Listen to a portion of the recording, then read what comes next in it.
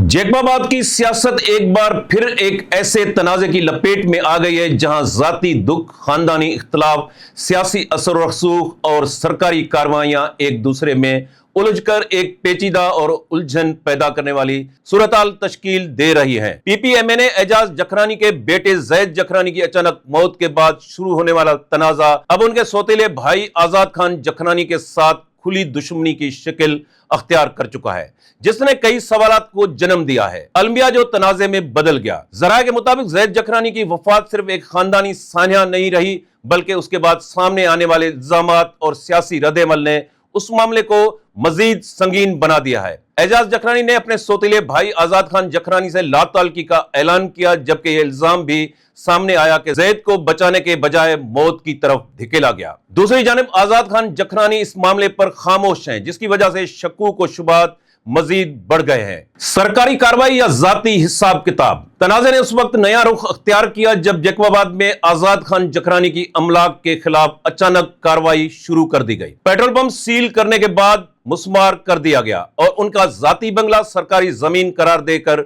बिल्डोज कर दिया गया है। यह कार्रवाई पुलिस की निगरानी में एंटी इंक्रोचमेंट सेल ने की। यहां सबसे बड़ा सवाल यह पैदा होता है कि क्या हुकूमती अमलदारी वाकई गैर जानिबदार है या सियासी असर रसूख और जाती दुश्मनी में हुकूमती मशीनरी इस्तेमाल हो रही है। बंगले पर सियासी निशानात और बड़ी सियासी शख्सियात की तस्वीर होने की वजह से यह कार्रवाई मजीद सियासी रंग अख्तियार कर गई है, जिससे कानूनी अमल पर भी सवालात उठ रहे हैं। कानून, इंसाफ और अमलदारी पर सवालात। अगर ये अमलाक वाकई गैर कानूनी थी तो ये सालों तक कैसे कायम रही? पहले कभी कार्रवाई क्यों नहीं हुई? क्या कानून सिर्फ तनाजे के बाद ही हरकत में आता है? ये सवालात सिंध में कानून की अमलदारी, रूल ऑफ लॉ पर तशवीश पैदा करते हैं, जहां इंसाफ की रफ्तार और अंदाज अक्सर हालात के मुताबिक बदलता दिखाई देता है। ताकत का इस्तेमाल या इंसाफ का नफाज। सिंध की सियासत में यह कोई नई बात नहीं कि पुलिस, जिले इंतजामिया और एंटी इंक्रोचमेंट जैसे इदारों पर सियासी या जाती असर रसूख के तहत इस्तेमाल होने के इल्जामात लगते रहे हैं। यह मामला भी इसी बहस को दोबारा जिंदा करता है कि क्या रियासती मशीनरी जाती दुश्मनी के लिए इस्तेमाल हो रही है या वाकई कानून सबके लिए बराबर है। ज़राए के मुताबिक ये तनाज़ा नया नहीं है। मरहूम बाबुल खान जखरानी की जिंदगी में भी खानदानी इख्तलाफात मौजूद थे। उनकी दो शादियां थी।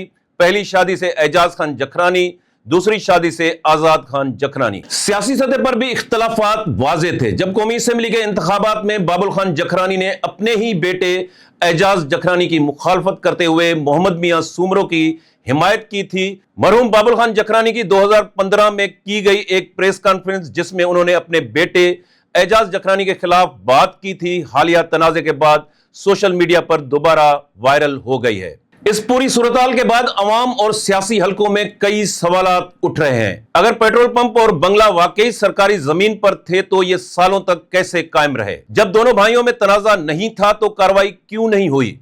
क्या उस वक्त गैर कानूनी कब्जे को नजरअंदाज करना भी जुर्म नहीं था?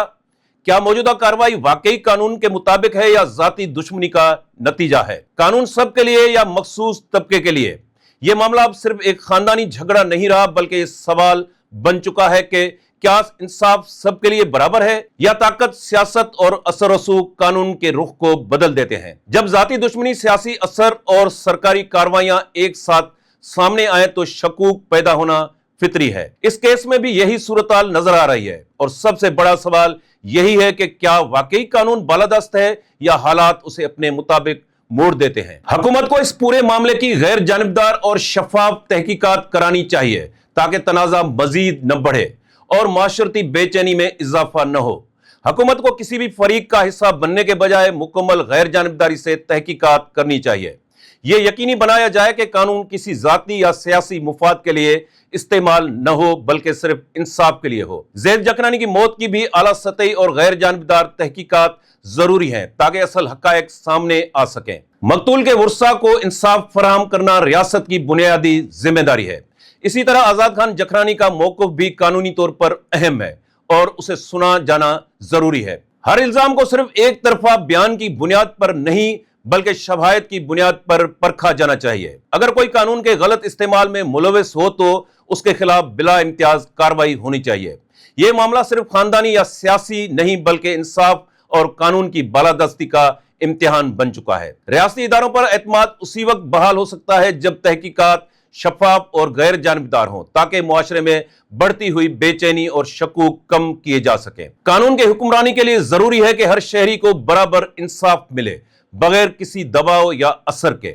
آخرکار انصاف کی فراہمی ہی اس تنازع کو پرامن حل کی طرف لے جا سکتی ہے۔